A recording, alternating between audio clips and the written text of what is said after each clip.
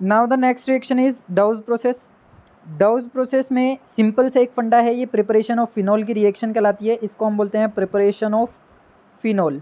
तो फिनॉल की प्रिपरेशन का अगर क्वेश्चन पूछा जाता है एग्जामिनेशन में तो हम डाउज प्रोसेस का यूज़ कर सकते हैं, डाउज प्रोसेस की रिएक्शन को वहाँ पर रिप्रेजेंट कर सकते हैं।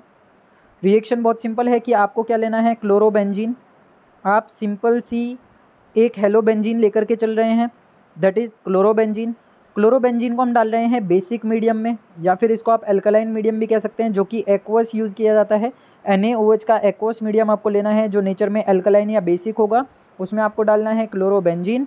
टेम्परेचर होना चाहिए आपका 623 केल्विन के अराउंड, और प्रेशर आपका होना चाहिए 300 एटमॉस्फेरिक प्रेशर के अराउंड। बेसिकली ये जो रिएक्शन कराई जाती है ये एक ऐसे वेजल के अंदर कराई जाती है जहाँ पर टेम्परेचर और प्रेशर दोनों की कंडीशन को मेंटेन किया जा सके, क्योंकि ये रिएक्शन बहुत ज़्यादा एक्सप्लोजिव होगी, यहाँ से काफ़ी अमाउंट में हीट भी जनरेट होती है। अब होता क्या है कि रिएक्शन जो है वो मल्टी स्टेप रिएक्शन कंसीडर की जाती है। पहले स्टेप में क्लोरोबेंजीन बेसिक मीडियम में NaOH के साथ रिएक्शन करता है एट द टेम्परेचर 623 केल्विन और प्रेशर 300 एटमॉस्फेरिक। तो हमारे पास एक इंटरमीडिएट बनता है जिसका नाम क्या है, सोडियम फिनॉक्साइड आयन। इसका नाम क्या है, सोडियम फिनॉक्साइड आयन। ये सोडियम फिनॉक्साइड आयन जो बनता है इसको हम डाल देते हैं एसिडिक मीडियम में, किसके साथ, बहुत स्ट्रॉन्ग एसिड HCl के साथ। जैसे ही HCl इसके साथ रिएक्शन में पार्टिसिपेशन देगा तो ये Na पॉजिटिव Cl को अपने साथ ले जाएगा, क्योंकि कॉन्जुगेट एसिड कॉन्जुगेट बेस को साथ में देखता है। तो NaCl यहाँ से हो जाएगा आपका रिमूव, और हाइड्रोजन क्या कर रहा है, बेसिकली हम ये कह सकते हैं कि सोडियम की प्लेस पे इस्टेब्लिश हो जाएगा जा करके, तो बन क्या जाएगा, फिनॉल। तो फिनॉल की प्रिपरेशन के लिए डाउज प्रोसेस का हम यूज़ कर सकते हैं। डाउज प्रोसेस के बाद आ जाता है हमारे पास अल्फ़ाबेट ई। अल्फ़ाबेट ई में अगर हम बात करें तो सबसे पहली जो रिएक्शन है दैट इज़ एस्टरिफिकेशन रिएक्शन। यहाँ पर अल्फ़ाबेट ई में फर्स्ट रिएक्शन जो आती है वो है एस्टरिफिकेशन रिएक्शन। इसका मतलब ये है सीधा सीधा सा कि यहाँ पर एस्टर की फॉर्मेशन होने वाली है। इस रिएक्शन में जो हमारा मेन प्रोडक्ट होता है दैट इज़ एस्टर।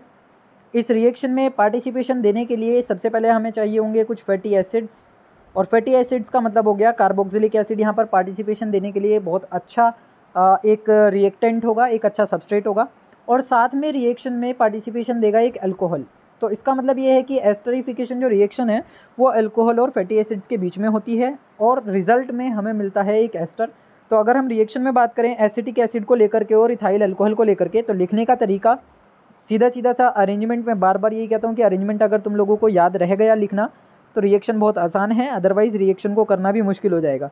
तो हम एसिटिक एसिड को लिखते हैं CH3COOH एक्सपेंड फॉर्म में कुछ इस तरीके से, और इथाइल अल्कोहल को हम लिखते हैं इस तरीके से कि हम वाटर के मॉलिक्यूल को यहाँ से रिमूव करा सकें in the presence of concentrated H2SO4 and heat.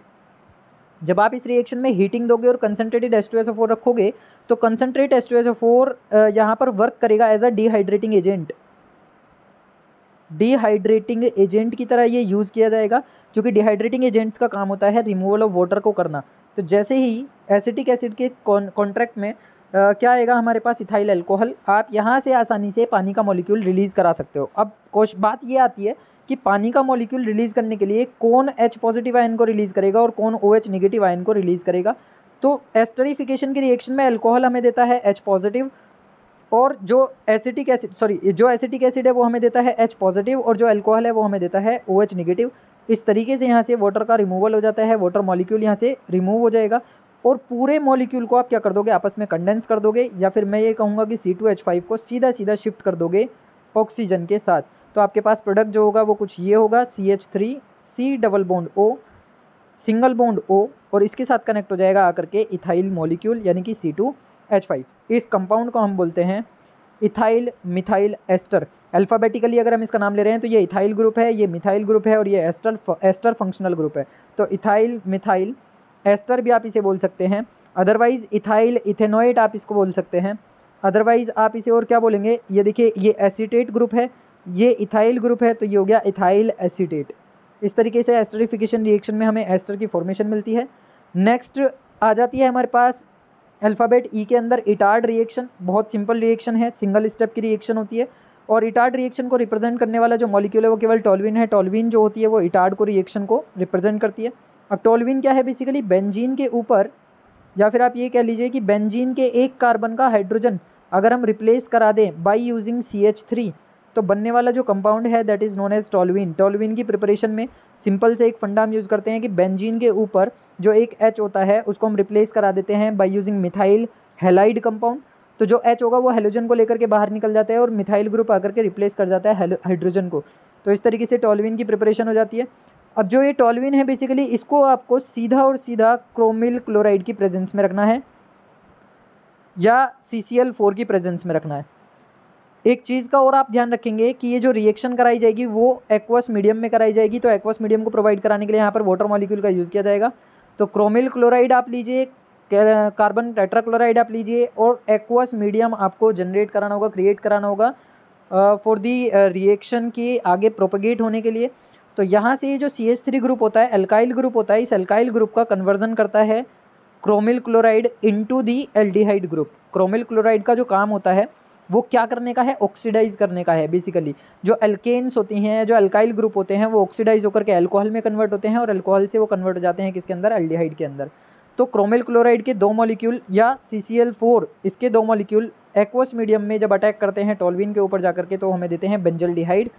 और this reaction is known as Etard reaction. यही नेम रिएक्शन में पूछी जाती हैं, बहुत शॉर्ट रिएक्शंस हैं, सिंगल स्टेप में लिखी जाती हैं, तो बहुत आसान भी हैं, कोई ज़्यादा बड़ा काम नहीं है इनको याद रख पाना। नेक्स्ट हमारे पास आ जाता है अल्फ़ाबेट F। अल्फ़ाबेट F के अंदर सबसे पहली कंसीडर की जाने वाली रिएक्शन है फिंकलस्टीन रिएक्शन। और फिंकलस्टीन रिएक्शन NCERT की बेसिक रिएक्शन है जो NCERT में हमेशा पूछी जाती है। फिंकलस्टीन के लिए आपके पास जो रिएक्टेंट होने वाले हैं वो होंगे एल्काइल हैलाइड। एल्काइल हैलाइड, आप कोई भी एल्काइल हैलाइड ले सकते हैं। एल्काइल हैलाइड की रिएक्शन आपको करानी है पोटेशियम आयोडाइड के साथ और रिएजेंट रखना है इसके ऊपर एसीटोन, यानी कि एसीटोन की प्रेजेंस में ये रिएक्शन अकर होती है।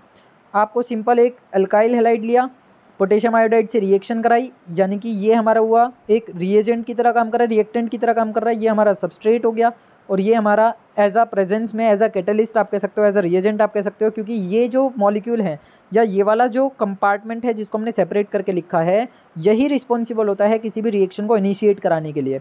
इसका मतलब इथाइल क्लोराइड और पोटेशियम आयोडाइड तब तक आपस में रिएक्शन नहीं करेंगे जब तक कि एसीटोन वहाँ पर नहीं आएगा और रिएक्शन को इनिशिएट नहीं करेगा, तब तक हमें हमारा मेन प्रोडक्ट रिएक्शन में नहीं मिलने वाला। तो बेसिकली हो क्या रहा है कि इथाइल क्लोराइड में इथाइल पॉजिटिवली चार्ज ग्रुप हो गया, क्लोराइड निगेटिवली चार्ज हो गया, पोटेशियम पॉजिटिव हो गया, आयोडीन निगेटिव हो गया। आपको केवल क्या करना है, डबल डिस्प्लेसमेंट फॉलो करना है। जैसे ही डबल डिस्प्लेसमेंट फॉलो करोगे तो KCl यहाँ से सेपरेट हो जाएगा और जो इथाइल आयोडाइड है वो सेपरेट हो जाएगा। इसका मतलब ये है कि Finkelstein reaction is also known as for the formation of alkyl iodide. Finkelstein reaction ही किसी भी आयोडाइड यानी अल्काइल आयोडाइड की फॉर्मेशन कराने के लिए रिस्पॉन्सिबल रिएक्शन है। इसी तरीके से अगर मैं इसका एक और पार्ट लेता हूँ, Cl को रिप्लेस करा देता हूँ ब्रोमीन से, तो ये बन गया इथाइल ब्रोमाइड। बाकी की सारी चीज़ें सेम है, रिएक्टेंट सेकंड सेम है, रिएजेंट सेम है। जैसे ही आप इसकी रिएक्शन कराओगे तो ये बन जाएगा KBr सेपरेट हो जाएगा और C2H5I हमारा सेपरेट हो जाएगा। तो ये इथाइल आयोडाइड यहाँ पर बन जाता है फिंकलस्टीन रिएक्शन में। Next one is Fittig reaction. Fittig reaction भी बहुत सिंपल है और जब कभी भी हम बात करते हैं किसी भी स्टूडेंट से नेम रिएक्शन लिखने के लिए तो सबसे पहले वो फिटिग रिएक्शन को ही उठा करके लिखता है, क्योंकि नाम सबसे पहले यही दिमाग में आता है और सबसे आसान भी यही लगती है।